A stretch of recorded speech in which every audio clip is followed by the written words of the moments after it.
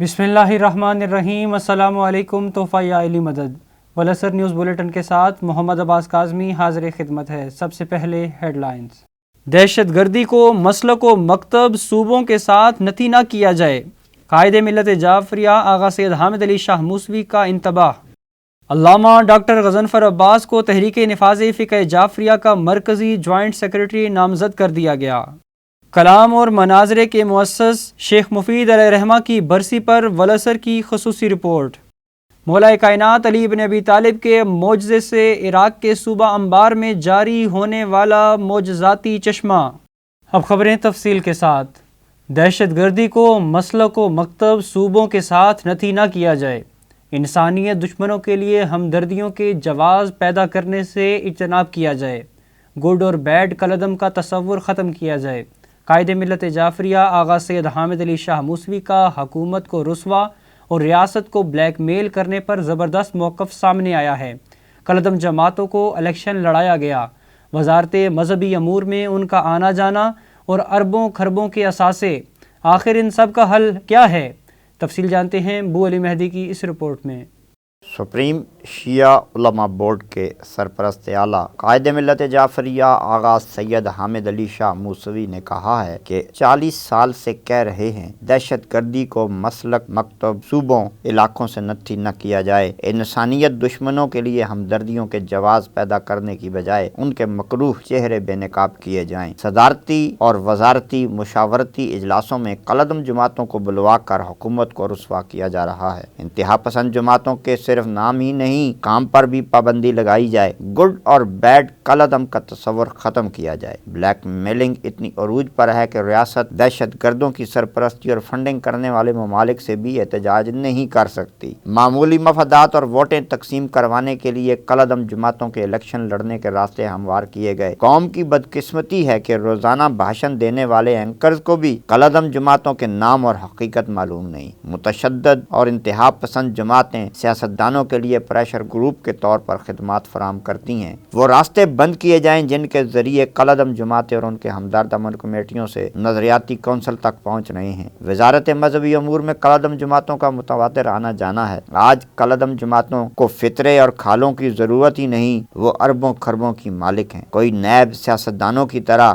مذہبی جماعتوں کے اثاثوں کی حیرت ناک افزائش کو بھی تحقیق کرے۔ ان خیالات کا اظہار انہوں نے ٹی این ایف جے پنجاب کے صدر علامہ سید حسین مقدسی کی سرکردگی میں وفد سے خطاب کرتے ہوئے کیا۔ اس موقع پر انہوں نے 7 تا 10 رمضان المبارک محسنہ اسلام ملکۃ العرب ام المومنین حضرت خدیجۃ الکبریٰ سلام اللہ علیہا کے وصال کی مناسبت سے ایام الحزن منانے کا اعلان بھی کیا۔ آغا سید حامد علی شاہ موسوی نے کہا کہ شیطانی صہیونی طاقتوں کے ایما پر جب جولائی 1977 کو جمہوریت پر شوق خون مارا گیا تو ڈکٹیٹر ضیاء الحق نے بنی امیہ کی طرح شریعت کو اپنی ڈال بنا کر عصبیتوں کا زہر کوچا کوچا پھیلا دیا۔ اسی دور میں افغانستان میں مداخلت کی کھوک سے کلاشنکوف کلچر اور دہشت گردی نے بھی جنم لیا اور ایسے جتھے تیار کیے گئے جنہوں نے اپنے سوا ہر ایک کو غیر مسلم گردانہ۔ ہتھوڑے سے شروع ہونے والی دہشت گردی خود کش حملوں تک جا پہنچی۔ انہوں نے کہا کہ ہم نے اس بیرونی سازش کے آغاز پر ہی کہہ دیا تھا کہ دہشت گرد کا کوئی مسلک و ملک نہیں۔ تشدد کے خاتمہ کے لیے ضروری ہے کہ تمام جماعتوں کی بیرونی امداد بند کرائی جائے،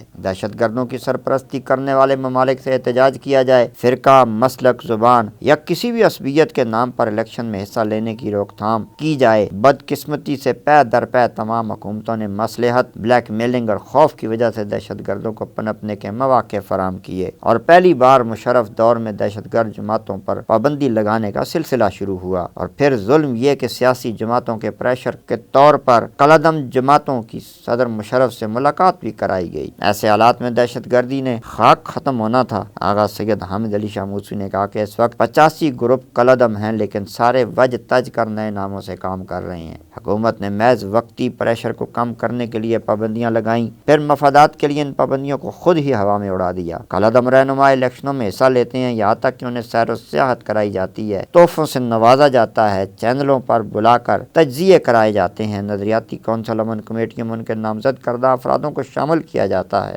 صدر مملکت کے حالیہ اجلاس میں بھی کالعدم جماعتوں کے نمائندگوں کی موجودی لمحہ فکریہ ہے۔ انہوں نے کہا کہ اے پی ایس میں قوم کے مستقبل کے قتل عام کے بعد ایک ایسی فضا پیدا ہو گئی تھی کہ دہشت گردوں کی بے خونی کی جا سکتی تھی، لیکن افسوس کہ متفقہ طور پر تیار ہونے والے نیشنل ایکشن پلان پر عمل نہ ہو سکا۔ سیکیورٹی اداروں نے اگر نامی گرامی دہشت گردوں کے مجرموں اور محرکوں کو گرفتار بھی کیا تو عدالتوں نے رہا کر دیا۔ آغا سید حامد علی شاہ موسوی نے کہا کہ اگر ہم یہ چاہتے ہیں کہ انتہا پسند جتے قوم ملک کو بلیک میل نہ کریں تو نیشنل ایکشن پلان پر مکمل عمل درآمد کرانا ہوگا۔ تمام اداروں اور سیاسی اور مذہبی جماعتوں کو ہم آہنگ ہو کر کالعدم جماعتوں سے کسی قسم کا ربط اور فائدہ نہ دینے کا عہد کرنا ہوگا۔ ہر شے پر ذات اور جماعت کی بجائے قوم و ملک کے مفادات کو ترجیح دینی ہوگی۔ اسی صورت اندرونی اور بیرونی سازشوں کو ناکام اور ملک و قوم کی عزت کو بام عروج پر پہنچایا جا سکتا ہے۔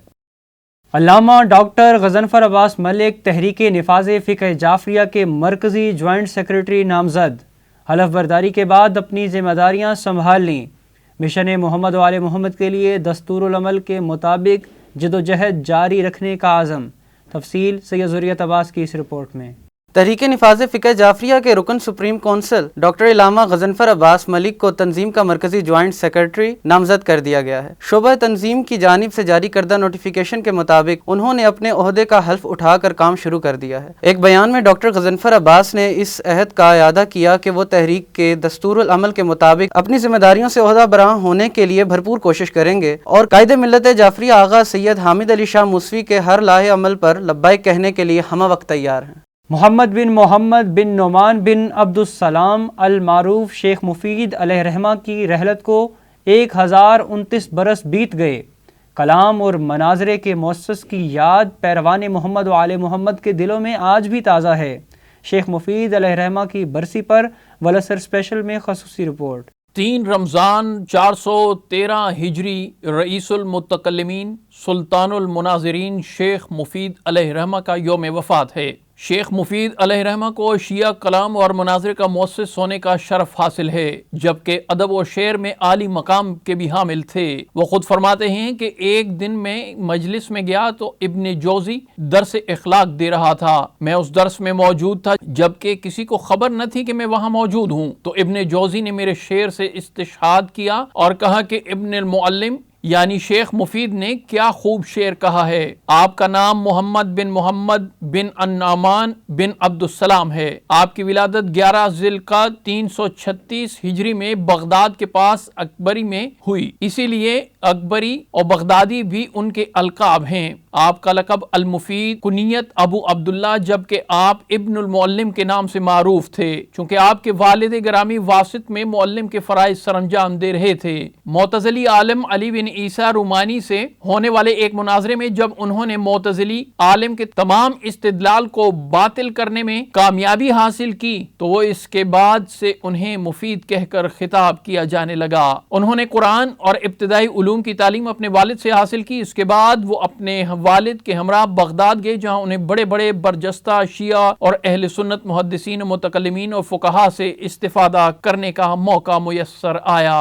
شیخ صدوق، ابن جنید اسقافی، ابن قولیہ، ابو غالب زراری و ابو بکر محمد بن جعابی ان کے مشہور ترین شیعہ اساتذہ میں سے ہیں۔ شیخ مفید علیہ رحمہ کے مقام کا اندازہ اس واقعے سے لگایا جا سکتا ہے جو ابن ابی الحدید نے اپنی کتاب شرح نہج البلاغہ میں ذکر کیا ہے۔ انہوں نے خواب میں دیکھا کہ حضرت زہرا سلام اللہ علیہا تشریف لائی ہیں، ان کے ساتھ حسنین شریفین بھی ہیں، اور فرما رہی ہیں اے شیخ میرے ان دونوں بیٹوں کو فقہ پڑھاؤ۔ اگلی صبح انہوں نے دیکھا کہ ایک خاتون اپنے 2 بیٹوں کو لے کر فقہ کی تعلیم کے لیے ان کے پاس آئیں، جو سید مرتضیٰ علم الہدا علیہ رحمہ اور سید رضی شریف کی والدہ تھیں۔ اس سے شیخ کے مقام اور ان کے عظیم المرتبت شاگردوں کے مقام کا اندازہ لگایا جا سکتا ہے۔ علماء نے ذکر کیا ہے کہ شیخ مفید بہت بڑے مصنف تھے، کئی رسالے، کتابیں، کئی کتابوں اور مسائل کا رد اور جواب،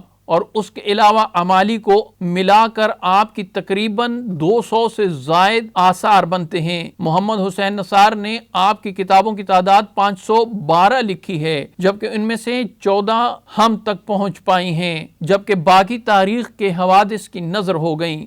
شیخ مفید علیہ رحمہ نے 3 رمضان 413 ہجری کو رحلت فرمائی۔ آپ کی نماز جنازہ بغداد کے بہت بڑے میدان الاشنان میں ہوئی۔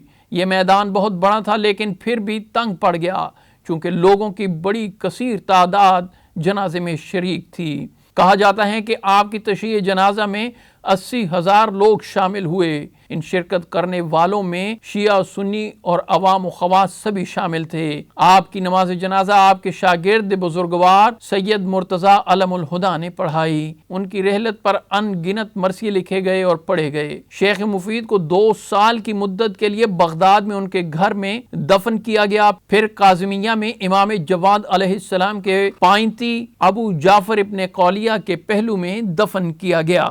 عراق کے صوبہ انبار میں مولا کائنات حضرت علی ابن ابی طالب علیہ السلام کے معجزے سے جاری ہونے والا چشمہ، جو شیر خدا کی معجز نمائی کی داستان صدیوں بعد بھی سنا رہا ہے۔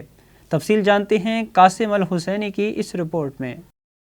عراق کے صوبہ انبار میں مولا کائنات علی ابن ابی طالب کا جاری کردہ چشمہ آج بھی شیر خدا کی معجز نمائی کی داستان سنا رہا ہے۔ چشمہ علی سے منسوب یہ چشمہ عراق کے صوبہ انبار میں موجود ہے۔ مولا متقیان کی کرامات کا منہ بولتا ثبوت آج بھی معرفت اور علم و حکمت کے پیاسوں کی پیاس بجھا رہا ہے۔ جب مولا کائنات کا لشکر جنگ میں مبارزت کے لیے منازل طے کر رہا تھا تو گرمی کی شدت سے لشکری بے حال ہوئے جا رہے تھے۔ سپاہیوں نے اپنی مشکل بیان کی، ایسے میں اولی الامر امیر المومنین نے مشکل کشائی کرتے ہوئے اپنی ذوالفقار سے ایک چٹان کی جانب اشارہ فرمایا۔ اسی وقت چٹان 2 لخت ہوئی اور ٹھنڈا پانی ابل پڑا جسے پی کر لشکر نے پیاس بجھائی۔ یہ چشمہ آج بھی اسی حالت میں موجود ہے۔ اسی چشمے کے چٹان پر مولا کائنات کے گھوڑوں کے سموں اور شیر خدا کے قدمین مبارک کے نشان آج بھی معجزے کی داستان سنا رہے ہیں۔ عراقی فوج کے سپاہیوں نے اس مقام پر فوجی مشقوں اور تربیت کے دوران پیاس کی شدت محسوس کی تو کسی نے چشمہ علی کا پتہ بتا دیا، جس پر ان فوجیوں نے وہاں جا کر پیاس بھی بجھائی، ویڈیو بنائی اور دنیا میں عام کر دیا۔ 1400 سال پہلے سپاہیوں کی پیاس جس چشمے نے بجھائی، آج بھی جوان مرد و حق پرست فوجیوں کی پیاس اسی چشمہ فیض سے بجھ رہی ہے۔ اہم قومی، ملکی اور بین الاقوامی خبروں سے باخبر رہنے کے لیے یوٹیوب پر ہمارے چینل کو سبسکرائب اور فیس بک پر ولسر پیج کو فالو کیجیے۔ اسی کے ساتھ اجازت دیجیے۔ اللہ حافظ، مولا نگہبان۔